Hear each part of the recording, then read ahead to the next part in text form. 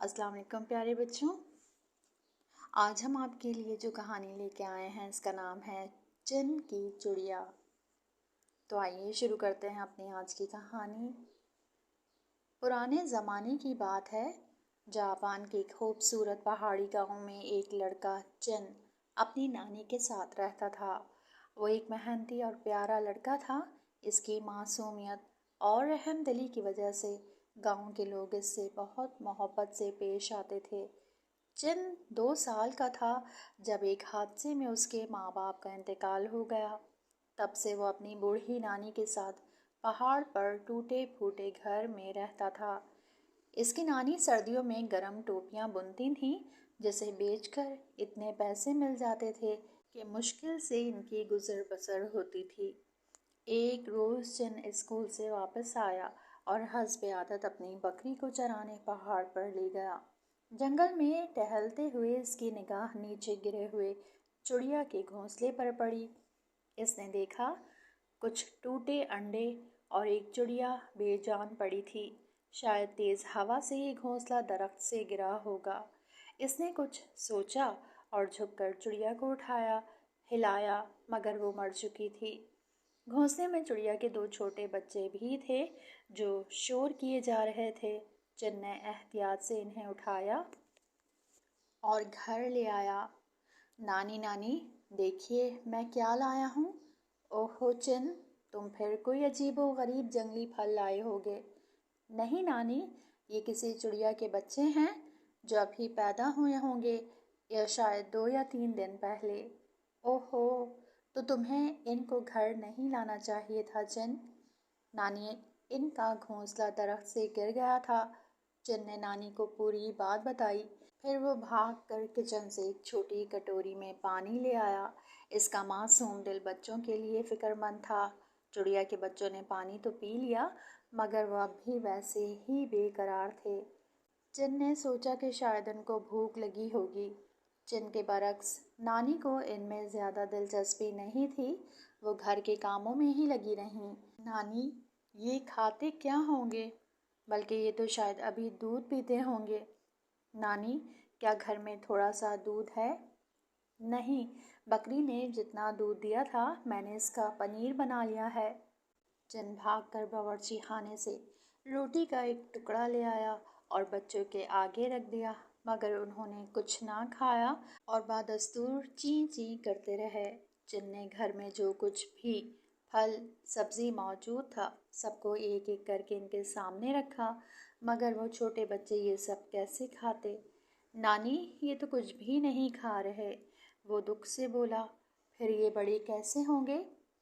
शायद ये बाजरा वगैरह जैसी चीज़ खाते होंगे, नानी बोली। बाजरा तो घर में नहीं है नानी, क्या आप मुझे 1 यन देंगी ताकि मैं बाज़ार से इनके लिए बाजरा ले आऊं? यन जापानी सिक्का है, मगर वो तो मैंने सुबह तुम्हारे स्कूल जाने के लिए रखा है ताकि तुम वहाँ कुछ खा लो। नानी फिक्रमंदी से बोली। कोई बात नहीं नानी, मैं कल स्कूल के लिए आपसे कोई पैसा नहीं लूँगा। यूं नन्हे चिन ने नानी से 1 यन लिया और उनका बाजरा ले आया। चिड़िया के बच्चों ने बाजरा खा लिया तो चिन की जान में जान आई। चिन ने इनको एक प्याले में रख लिया और बाहर दरख्त से कुछ पत्ते तोड़ कर ले आया और चिड़ियों के बच्चों वाले प्याले के गिर्द लगा दिए। ये तुम क्या कर रहे हो चिन? शाम हो रही थी। अंधेरे और नज़र की कमी के बायस नानी ने टोपी बुनना बंद कर दिया था और इसके लिए तिल वाली रोटी और पनीर ले आई थी। नानी, मैं इनके लिए घर बना रहा हूँ ताकि ये ज़्यादा महफूज रहें। नानी चिन की मोहब्बत और मासूमियत पर हंसनी और बोली, मैं कल इनके लिए टोकरियाँ बनाने वाली रस्सी की मदद से एक पिंजरा बना दूँगी जहाँ तुम इनके लिए बाजरा और पानी भी रख देना। चलो अब शाम का खाना खा लो, फिर स्कूल का काम भी करना है तुम्हें। चिड़िया के बच्चे चिन के पास पलने लगे। चिन इनका ख्याल रखता जैसे वो अपनी बकरी का रखता था। इसकी मोहब्बत देखकर नानी भी खूब इनकी देखभाल करती थीं। बच्चे बड़े होने लगे और पूरी चिड़िया बन गए। اب یہ بچے چمکتے ہوئے نیلے رنگ کی چڑیا میں تبدیل ہو گئے تھے۔ یہ بہت خوبصورت چڑیا تھیں۔ ایک دن چن کی خوشی کے انتہا نہ رہی جب اس نے دیکھا کہ چڑیا نے 3 انڈے دیے تھے۔ نانی نانی دیکھیں، نیلی چڑیا نے انڈے دیے ہیں، اب ان میں سے بھی بچے نکلیں گے نا؟ وہ بہت خوش تھا۔ ہاں بیٹا، جانوروں اور پرندوں کو محبت سے رکھا جائے تو اللہ خوش ہو کر ہمیں بہت سا انعام دیتا ہے۔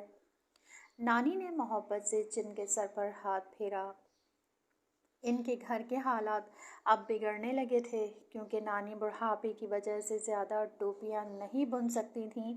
چن سوچتا تھا کہ صبح تو وہ اسکول جاتا ہے، اگر شام کے وقت اسے کوئی کام مل جائے تو نانی کو آرام مل جائے گا۔ یہی سوچ کر وہ شام کو قریبی بازار میں کام کی تلاش کے لیے نکل پڑا۔ کچھ عرصے میں اس کے پاس چڑیوں کے کئی جوڑے جمع ہو گئے تھے۔ ایک دن وہ یوں ہی دکانوں کے آگے سے گزر رہا تھا کہ شاید اس کو کوئی کام دینے کے لیے بلا لے۔ چڑیوں کا پنجرہ اس کے ہاتھ میں تھا۔ وہاں کھڑا ایک آدمی کچھ دیر تو غور سے اسے اور اس کی چڑیوں کو دیکھتا رہا، پھر اس کے پاس آ گیا۔ اے پیارے لڑکے، کیا یہ چڑیاں تمہاری ہیں؟ ہاں، میں نے ان کو پالا ہے۔ کیا تم ایک چڑیا مجھے دو گے؟ میں 2000 ین دوں گا۔